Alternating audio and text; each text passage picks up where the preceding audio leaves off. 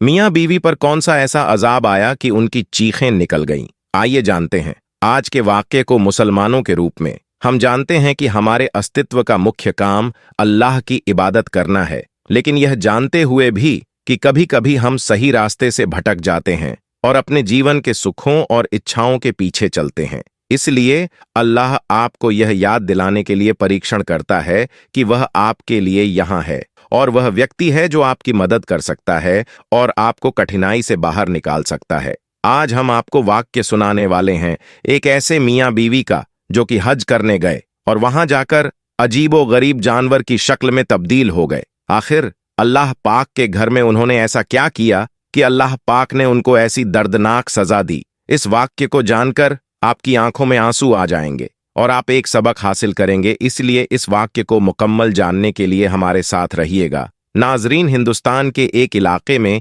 एक दीनदार घराना था जिस घर में माँ बाप और उनका एक बेटा रहते थे। माँ बाप बहुत ही नेक और परहेजगार लोग थे। बाप जो कि मस्जिद का इमाम था, क्योंकि कुछ दिनों से मस्जिद के इमाम लोगों को हज की अदायगी के बारे में बता रहे थे, इसलिए वह ईशा की नमाज के बाद घर आते थे। उनकी बीवी भी नमाज की पाबंद थी। सारा मोहल्ला उनको आपाजी के नाम से पुकारता था और यह औरतों को हज की अदायगी के बारे में बताया करती थी और मोहल्ले के बच्चे भी उनसे दीन की तालीम हासिल करते थे।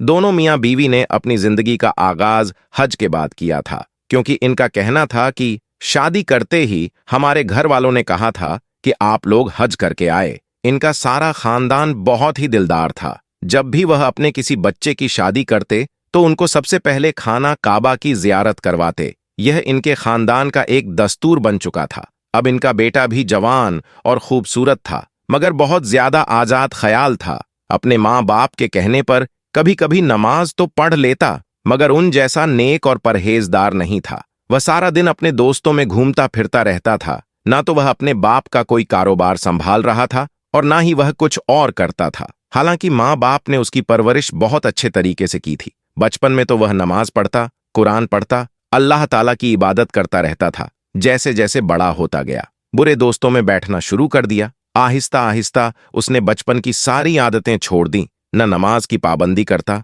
न कुरान पढ़ता। वह रात को देर से घर आना शुरू हो गया। उसकी हरकतों की वजह से उसके माँ बाप बहुत ज्यादा परेशान रहने लगे। एक दिन मोहल्ले की एक औरत उनके घर में आई और झिझकते हुए इधर उधर देख रही थी। उसकी माँ ने उस औरत को चाय का पूछा तो कहने लगी, आपा जी, मैं कुछ खाने पीने के लिए नहीं आई हूँ, बल्कि मैं आपसे कुछ कहना चाहती हूँ। और झिझकते हुए कुछ कह नहीं पा रही थी, क्योंकि सारा इलाका जानता था कि यह घराना बहुत ही दीनदार घराना है। इनका सारा खानदान बहुत ही नेक और परहेजदार है। इसलिए वह औरत कुछ कहने से कतरा रही थी। फिर उस लड़के की माँ ने कहा कि बहन जी, आपको जो कुछ कहना है बिना झिझक कहिए। फिर वह औरत हिम्मत करके कहने लगी कि मुझे आपके बेटे के बारे में कुछ कहना था। बेटे के नाम से वह औरत एकदम उस औरत को देखने लगी और कहने लगी कि आप क्या कहना चाहती हैं? क्या हुआ है? मेरे बेटे ने आपसे कुछ कहा है? वह औरत कहने लगी, मुझे तो कुछ नहीं कहा, मगर वह अपने दोस्तों के साथ मिलकर कुछ अजीब हरकतें करता है।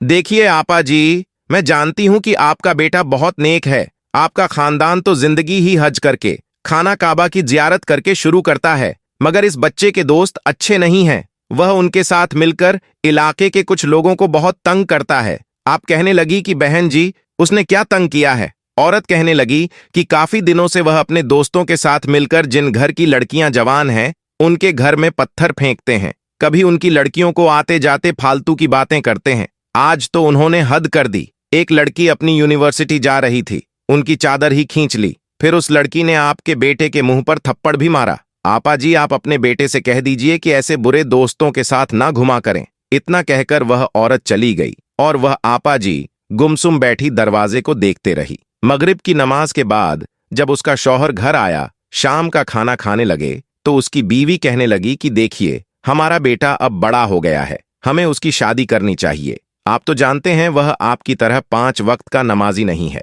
और मैं चाहती हूं आपको ही अच्छा सा रिश्ता देखकर उसकी शादी कर दें, ताकि वह शादी के फौरन बाद खाना ए काबा की जियारत करें। और हज भी करीब है, इसी साल हज भी करें, और मुझे उम्मीद है कि वह अपने बुरे दोस्तों से ताल्लुक खत्म कर देगा। फिर उसकी जिम्मेदारी होगी कि वह अपने घर को संभाल लेगा। उन्होंने अपनी बीवी की हाँ में हाँ मिलाई और कहने लगे कि ठीक है, मैं अभी मसरूफ हूं, आप खुद ही कहीं अच्छा रिश्ता देख लीजिए। फिर आपा जी ने किसी रिश्ते वाले को बोला कि आप मेरे बेटे के लिए किसी ऐसी जगह रिश्ता करवा दे जहां की लड़की बहुत खूबसूरत हो, कुरान पाक की तालीम जानती हो। तुम जितनी रकम लोगे मैं तुम्हें उतनी रकम अदा करूंगी, बस रिश्ता अच्छा होना चाहिए। रिश्ते वाले ने रिश्ते के लिए पैसे ले लिए और जैसे तैसे करके उसने रिश्ता करवा दिया। वह कहते हैं ना कि जोड़ तो आसमानों पर बनते हैं, जैसा शौहर वैसी बीवी। अब उनकी शादी कर दी और दोनों मियां बीवी बहुत ज्यादा खुश थे। अब उनका शौहर और दोनों मिलकर नई जिंदगी का आगाज करवाना चाहते थे।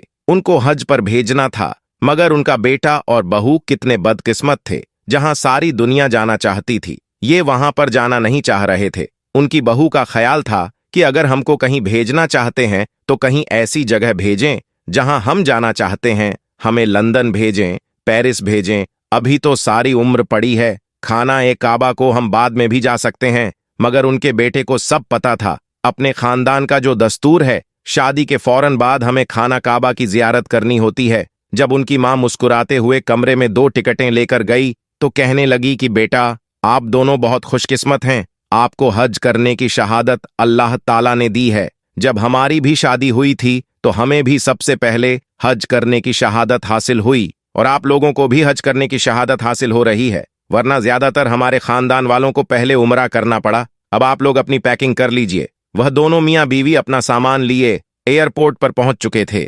जहाज पर सवार हुए जितने भी उस जहाज में हाजी सवार थे, सब के सब हाथों में तस्बीह कर रहे थे। जहाज पर सवार हुए जितने भी हाजी सवार थे, सबके हाथों में तस्बीह थी। किसी के हाथ में कुरान पाक था, कोई वैसे ही अल्लाह का जिक्र कर रहा था। और यह दोनों मियां बीवी जोर जोर से ठहाका लगाते हुए बातें कर रहे थे। उस एरोप्लेन में सभी हज करने वाले सवार थे, मगर अफसोस की बात यह थी कि वह दोनों मियां बीबी तस्बीह करने के बजाय, दरूद पाक पढ़ने के बजाय, दोनों कभी हंसते कभी उलटी सीधी हरकतें करते। सब लोग उनको अजीब नजरों से देख रहे थे, मगर यह दोनों अपने आप में मग्न थे। उनको किसी की कोई परवाह नहीं थी। एयरप्लेन जद्दा के एयरपोर्ट पर लैंड हो गया। सभी पैसेंजर एयरपोर्ट पर उतर गए। यह दोनों मियां बीवी भी एयरपोर्ट से बाहर जाकर वहां से होटल पहुंचे तो वहां पर भी सब लोग इनसे बहुत ज्यादा तंग थे। इधर लोगों का कहना था कि इन दोनों मियां बीवी की हरकतें और बातें बहुत अजीब थीं। ये बातें तो अपने कमरे में करते, लेकिन इनकी आवाजें दूसरे कमरों तक गूंजती रहती। यह दोनों मियां बीवी अपने कमरे में भी मस्ती मजाक किया करते थे और जोर जोर से हंसते थे। इसी वजह से सारे होटल के लोग इन दोनों मियां बीवी से बहुत ज्यादा तंग थे। होटल के आजू बाजू के लोगों का कहना था कि यह दोनों मियां बीवी बहुत ज्यादा बदतमीज और बदएखलाक लोग हैं। लोगों का कहना था कि इसकी बीवी तो पर्दे में ही थी, मगर पर्दे में भी वह बेपर्दा लग रही थी। उसका पर्दा न होने के बराबर था। उसने लिबास भी ऐसा पहना हुआ था कि लग ही नहीं रहा था कि यह यहां हज करने आए हुए हैं। और जो उसने ऊपर बरखा पहना हुआ था, वह इस कदर चुस्त था कि उस लड़की की काली तौर पर दिखाई दे रहे थे। आजकल की जो बेहया लड़कियां हैं, वह इसी तरह का एबाया पहना करती हैं। इस तरह पर्दा होना ना होना बराबर था। उस लड़की ने भी अब बाएं फैशन के तौर पर पहना हुआ था। इधर हर कोई उन दोनों मियां बीवी को मुड़ मुड़ कर देखता, क्योंकि उन दोनों ने फैशन के साथ साथ बेशर्मी की हद पार कर दी थी। वह दोनों होटल से लेकर हरम शरीफ के अंदर तक ऐसी बातें करते आ रहे थे जैसे ये तन्हाई में कर रहे हो। वहां के सभी लोग उनको देख रहे थे। सभी लोग इन दोनों से तंग हो रहे थे। ये दोनों एक दूसरे के साथ जोर जोर से बातें करते हंसते जा रहे थे और अजीब किस्म की शरारतें करते जा रहे थे। हरम शरीफ के अंदर उस लड़की का ठहाका इस कदर ऊंचा गूंजा कि लोग बड़ी मुश्किल से झपट करके रह गए। पलटकर उन दोनों मियां बीवी को देखने लगे। उन दोनों ने जरा भी शर्म बाकी नहीं थी। उस वक्त हरम शरीफ में दोनों दाखिल थे, उसके बावजूद इस तरह की हरकतें करते फिर रहे थे। उसके बावजूद उनके दिल में जरा भी ख्याल नहीं था। खाना ए काबा में इस तरह की हरकतें करते फिर रहे थे। उसके बावजूद उनके दिल में जरा भी ख्याल नहीं था। खाना ए काबा में वह ऐसी हरकतें कर रहे थे, होटल में नहीं, बल्कि पूरे हज के अदायगी के दौरान यही हरकतें थीं। एक मर्तबा तो जिस काफिले के साथ वह आए थे, उन्होंने इन दोनों को समझाना भी चाहा कि अगर आप पहली मर्तबा हज पर तशरीफ लाए हैं तो आपके यहाँ के कुंगाइयन और जमात का पता होना चाहिए। आखिर आप लोग मुसलमान हैं। हरम शरीफ का एहतराम करना तो हम सब पर लाजिम है। आप दोनों इस तरह हंस रहे हैं, बातें कर रहे हैं, जैसे आप लोग पिकनिक पर आए हों। इस शख्स की बातें उन दोनों मियां बीवी को इस कदर जला रही थीं जैसे कोई आग लकड़ी को जलाती है। वह दोनों इस शख्स के साथ बदतमीजी करने लगे, झगड़ने लगे। यह लड़का समझाने वाले शख्स का गिरेबान पढ़कर कहने लगा, आखिर तुम होते कौन हो? आखिर तुम्हें हक ही क्या है? हमारे बाप बनने वाले, हमने तुमसे कहा था कि हमें मशवरा दो, नसीहत करो। हम अपना अच्छा या बुरा समझते हैं। पहले खुद को तो देख लो। तुम कौन सा किसी मस्जिद के इमाम हो? जाओ जाकर पहले अपने खुद के गुनाह बख्श लो, फिर दूसरों पर नजर रखना बेहतर है कि यहां से दफा हो जाओ। ये दोनों मियां बीवी ऐसी बातें करके हर किसी को चुप करवा दिया करते थे। उस शख्स के जाने के बाद यह दोनों हाथ पैर हाथ मारकर हंसने लगे। अब काफी लोग उनकी हरकतों की वजह से चुप रहते थे। यहां आकर न तो उन लोगों ने नमाज पढ़ी, न ही किसी किस्म की कोई जियारत में दिलचस्पी ले रहे थे। यह तो बस जबरदस्ती उनके घर वालों ने उनको भेज दिया था। दरअसल उन दोनों मियां बीवी को हज पर आने का इरादा ही नहीं था। वह लोग तो लंदन पेरिस जाना चाह रहे थे। घर वालों के दबाव में आकर वह हज करने के लिए आ गए थे। मगर अफसोस की बात यह थी कि यह दोनों मियां बीवी मुसलमान होकर भी ऐसी हरकतें करते थे। वह भी हज पर आने के बाद उनके आसपास के लोग काफी हद तक तंग दिखाई दे रहे थे। मगर दोस्तों, फिर उन दोनों के साथ ऐसा वाकया पेश आया जिसने इन दोनों की जिंदगी ही बदल दी। उन्होंने तो कभी ख्वाब में भी नहीं सोचा था कि उनके साथ ऐसा भी हो सकता है। ये दोनों अभी भी बस दौलत को ही सब कुछ जानते थे। उनको ये था कि दौलत है तो हर चीज को हम खरीद सकते हैं। फिर उनके साथ जो हुआ, सभी लोगों की देखकर चीखें निकल गईं। फिर एक दिन ऐसा हुआ कि मौसम बहुत ज्यादा खुशगवार था। हाजी सुबह सुबह तवाफ करने निकल गए, क्योंकि वह हाजी चाह रहे थे कि आज मौसम बहुत ज्यादा खूबसूरत है तो हम लोग ज्यादा से ज्यादा जियारत करेंगे। और यह दोनों सुबह सुबह होटल से टहलते हुए हरम शरीफ की तरफ आ रहे थे।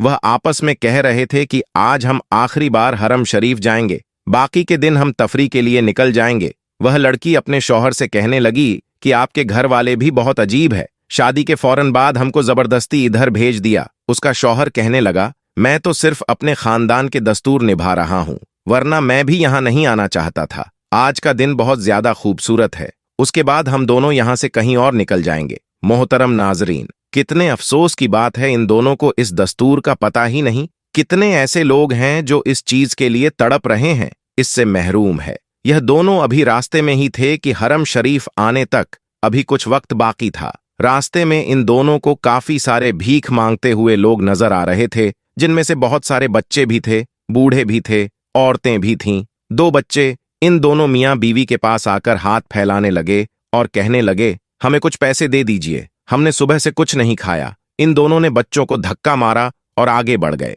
आगे गए तो उन्हें एक बूढ़ा बुजुर्ग भिखारी नजर आया, जो खुद को बड़ी मुश्किल से घसीटता हुआ उनके पास आया, क्योंकि इस भिखारी की दोनों टांगें कटी हुई थीं। वह अपनी दोनों टांगों से महरूम था और एक बाजू भी उसका काटा हुआ था। बस एक बाजू के सहारे खुद को घसीट रहा था और उनके आसपास जाकर कहने लगा कि मुझे कुछ सदका खैरात दे दीजिए। वह दोनों आपस में बातें करने लगे, मगर ऐसे थे कि उन्होंने भिखारी को देखा ही नहीं।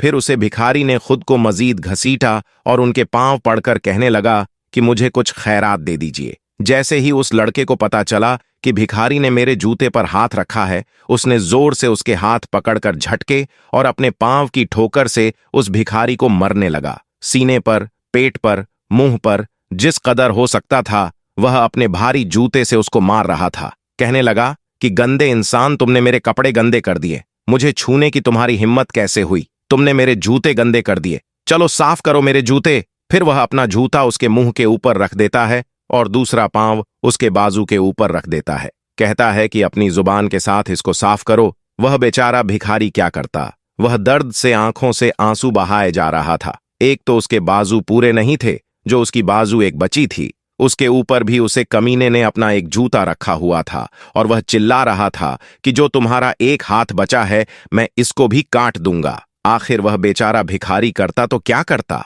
सिवाय आंसू बहाने के। जब उस लड़के ने काफी उस पर तशद्दुद कर लिया, उसकी बीवी कहने लगी कि चलो चलते हैं, यह अपाहिज किसी काम का नहीं है, ये तो इंतहाई घटिया किस्म के लोग हैं। मगर तब तक काफी ज्यादा लोग उनके आसपास जमा हो चुके थे। वह लोग उनको रोकना तो चाह रहे थे, मगर उनकी बदतमीजी देखकर सब पीछे हट गए। वह लोगों को देखकर उन पर भी गाली गलौज करने लगा। वह गाली गलौज करते हुए गुस्से में हरम में दाखिल होने वाला था कि वह लड़का जैसे ही हरम शरीफ के दरवाजे पर आया तो लड़का अचानक दर्द से चीखने लगा, और जैसे ही उसने हरम शरीफ के अंदर पांव रखा वह दर्द से चिल्लाने लगा था। लोग उस लड़के की चीखें सुन रहे थे, उसे थाम कर उस सवाल करने लगे कि तुम्हें क्या हुआ है, लेकिन बजाय वह बताएं वह दर्द से चिल्लाने लगा, और फिर देखते ही देखते दर्द से और भी चिल्लाने और तड़पने लगा। वह वहीं फर्श पर गिर चुका था। उसकी शक्ल देखते ही देखते बदल गई। वह अजीब सा जानवर बन चुका था। उसके पैर भी मुड़ चुके थे। वह उठकर चल भी नहीं पा रहा था। उसकी यह हालत देखकर उसकी बीवी उसके पास गिर गई। वह मुंह से बोलना चाहती थी, लेकिन ऐसा लग रहा था जैसे उसकी जुबान बंद हो गई हो। वह रोती हुई शौहर के पास जाना चाहती थी, लेकिन अगले ही पल उसके अगले हाथ मुड़ चुके थे। वह यूं चल रही थी जैसे 4 पैरों वाला कोई जानवर चलता है। उसके जिस्म में कोई ताकत नहीं थी। वह दोनों जानवरों की तरह हरम शरीफ के अंदर पड़े हुए थे। वह शख्स तो पूरा जानवर बन चुका था, और उसकी बीवी आधा इंसान और आधा जानवर थी। उस लड़के का पूरा बदन सफेद हो चुका था। वह दोनों मियां बीवी पता नहीं किस जुबान में बातें कर रहे थे। किसी को कुछ समझ नहीं आ रहा था। वहां के लोगों ने जल्दी से आदमी को बुलाया। वह उनको उठाकर अस्पताल में ले गए। उनको देखकर तौबा अस्तगफ्फार करने लगे। अल्लाह ताला से डर रहे थे। कोई नहीं जानता था कि आखिर उन दोनों को एक साथ क्या हुआ। उन दोनों के साथ आए हुए काफिले वाले लोग यही कह रहे थे कि उन पर अल्लाह का अजाब नाजिल हुआ है। कुछ घंटे के बाद वह दोनों मियां बीवी इब्रत का निशान बन गए। वह ऐसे ही दोनों मियां बीवी तड़प तड़प कर मर चुके थे। सारे मक्का वाले लोग उनको देखने आ रहे थे। दूर दूर तक लोग उनको देखने आ रहे थे। लोग तो रास्ता पार करते जा रहे थे। हर कोई उनके साथ आए हुए काफिले वालों से पूछता कि आखिर उनके साथ क्या माजरा पेश आया। उनकी हकीकत सबके सामने खुल गई कि कैसे यह लोगों के साथ बदतमीजी करते थे,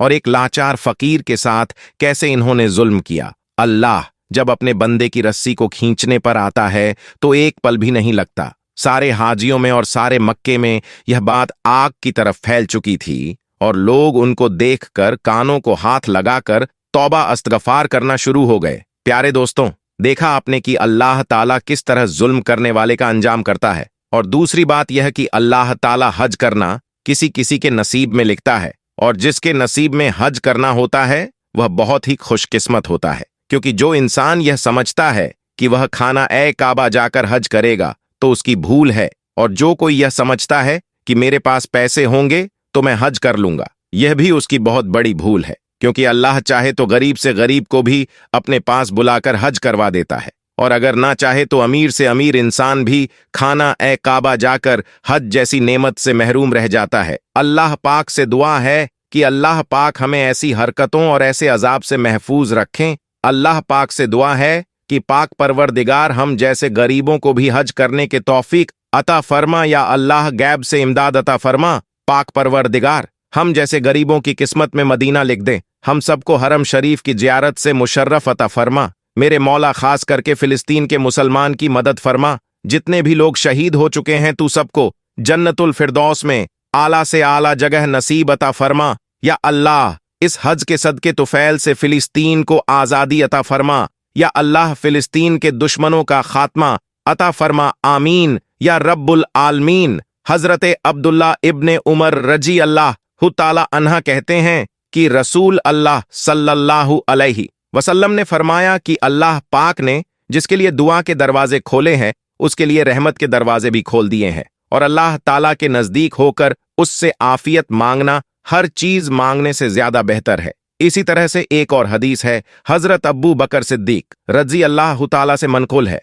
वो कहते हैं कि रसूल अल्लाह सल्लल्लाहु अलैहि वसल्लम ने इरशाद फरमाया कि तुम्हें कलमा इखलास यानी कलमे शहादत के बाद आफियत से बढ़कर कोई चीज नहीं दी गई, लिहाजा तुम अल्लाह ताला से आफियत का सवाल किया करो। लेकिन आफियत है क्या, ये सवाल आप में से बहुत के मन में होगा। इसका सीधा और सिंपल मतलब होता है कि दुनिया की और आखिर तक की भलाइयां। उसके बाद ये दुआ करे कि अल्लाह ताला दुनिया और आखिर तक में जो भी अल्लाह तुम्हारी परीक्षा क्यों लेता है। यह एक प्रश्न है जो कई मुसलमान पूछते हैं और कुछ आश्चर्य करते हैं कि क्या यह वास्तव में एक परीक्षा या सज्जा है। यह जानना महत्वपूर्ण है कि परीक्षण हमें अल्लाह के करीब लाते हैं और सही रास्ते पर लाते हैं। परीक्षण कई रूपों में आते हैं और उनका एक ही लक्ष्य होता है, हमें सही रास्ते पर स्थापित करना और अल्लाह के करीब लाना। यह जानना महत्वपूर्ण है कि अल्लाह जिनसे प्यार करता है, जब भी वे भटक जाते हैं तो उनकी परीक्षा लेता है ताकि उन्हें याद दिला सके